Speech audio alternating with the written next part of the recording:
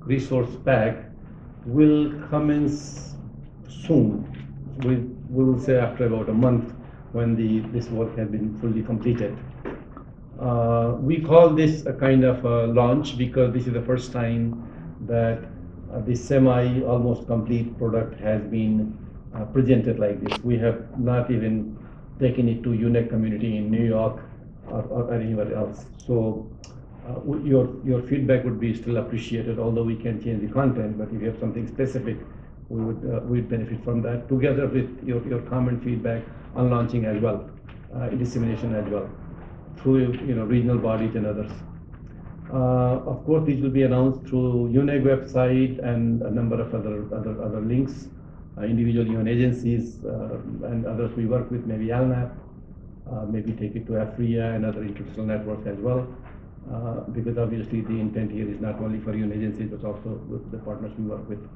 Webinars, again, these could be done in different languages. All of this needs to be planned and resourced. We have a number of colleagues who are committed to this work and they have been involved, so we don't have shortage of the supply component, at least demand we don't know.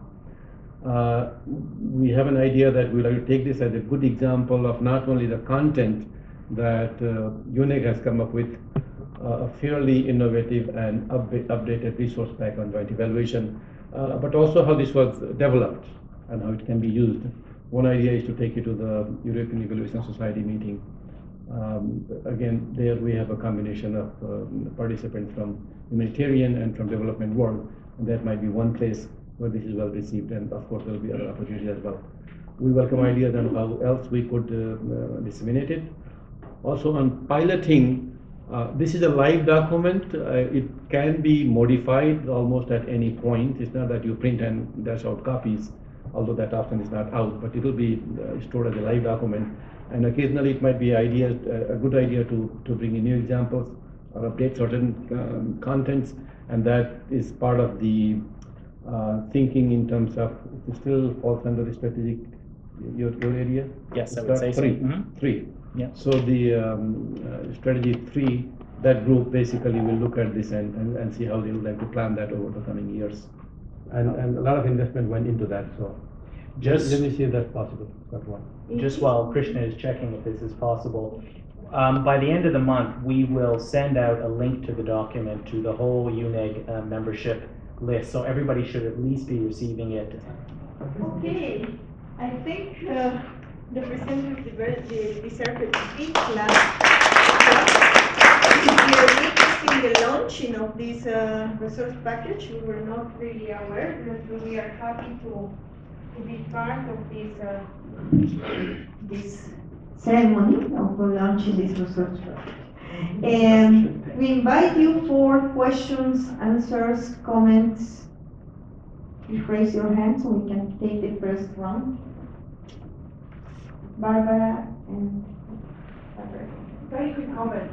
No, I think this is great. I mean, do consider also people like us sitting in RC offices, because oftentimes that's where, if there is an initiative of doing joint evaluation, this stands true also for the whole UNDAF evaluation initiatives. We are the ones that usually are asked others to coordinate or initiate joint evaluation or UNDAF evaluation, so it would be, I think, a very important point of contact for you to, mainstream and make sure that this is used. I just have one question on the content, and I would like to know if this applies to development, all type of contexts of development, meaning protracted relief and development context. This. I take advantage to ask you a question, and is whether you have considered UNDAF evaluation as a joint evaluation in some way, either here or in the other guidance, because here in the region we are addressing UNDAF evaluation as a very complex and challenging joint evaluation, but we haven't seen that, and if it's not here, what is your take on that?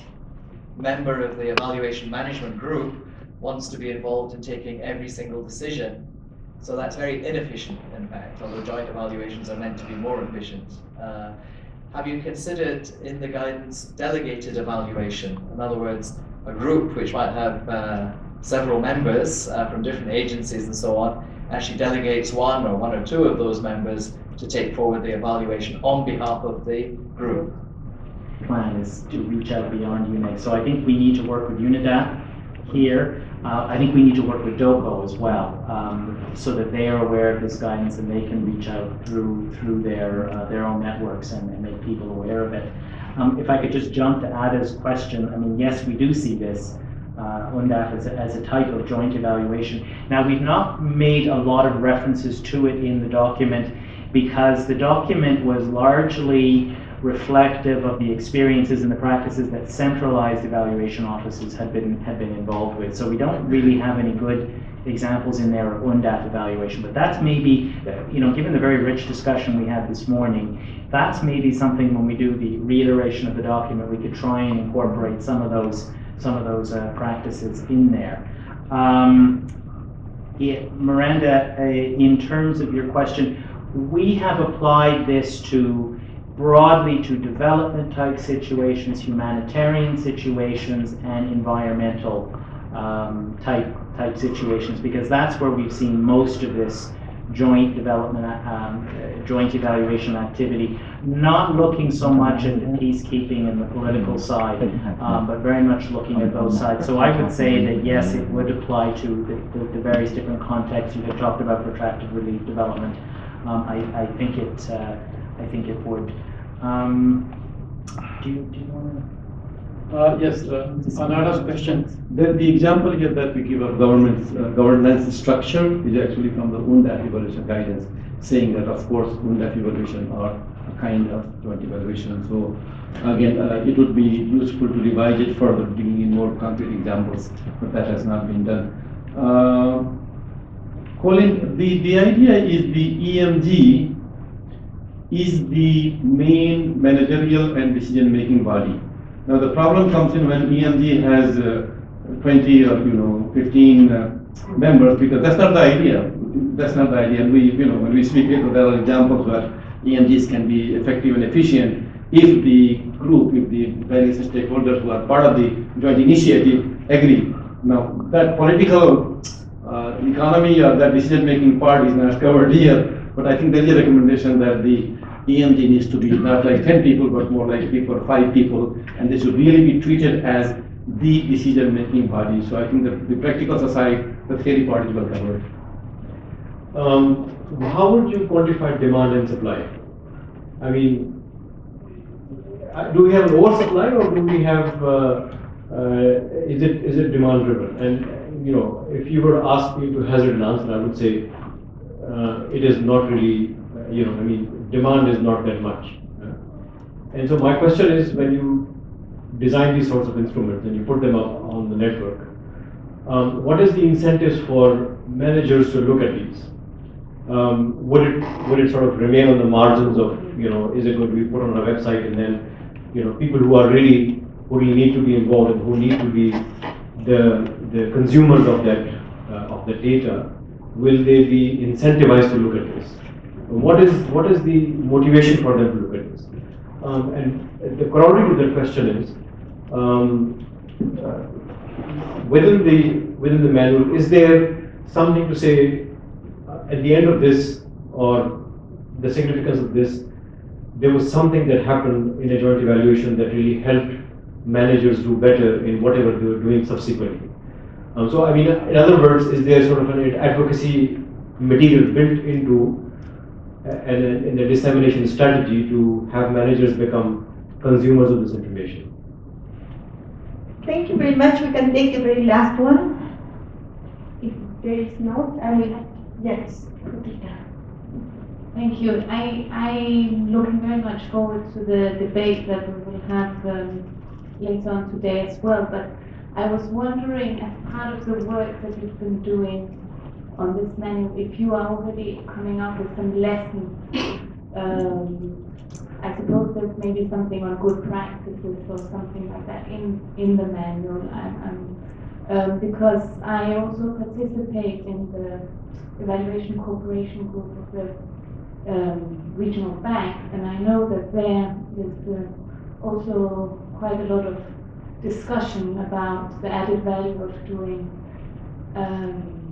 joint evaluations at the moment. And I feel that at the moment in that group, there's a sort of overall feeling that the effort may not amount to what comes out of it in the end. So I would like some perspectives on that. And maybe, Colin, you also have some experience with EPE, I think, from when you were in African Development Bank. This was before my time in EPE, but you could maybe also talk a little bit about that. Too painful. Well, let me become as a moderator. I think I would like the panelists to answer the two questions in a very, very concise way. I challenge you to do that. And with regards to the question of Colin, probably he can build on his presentation, or when we have the overall discussion, otherwise we will not be fair to the three next presenters. So over to you. Thank you, Ada. Let me just remind that UNEG has been in existence for about 15 years. But to be honest, there has been no guidance document of any kind on joint evaluation. This is the first ever. On the humanitarian world, Scott comes from OCHA, so he had that, and he has that competitive advantage. So our complementarity from development work, number of agencies, and we work together very well, and both work up. So there's some innovation here. And as I said, I think the whole area of lessons, example, what we did was that a number of us who were developing the guidance document, we had experience in joint evaluation, hands-on. So we brought out lessons from our agency and our own, and we built them into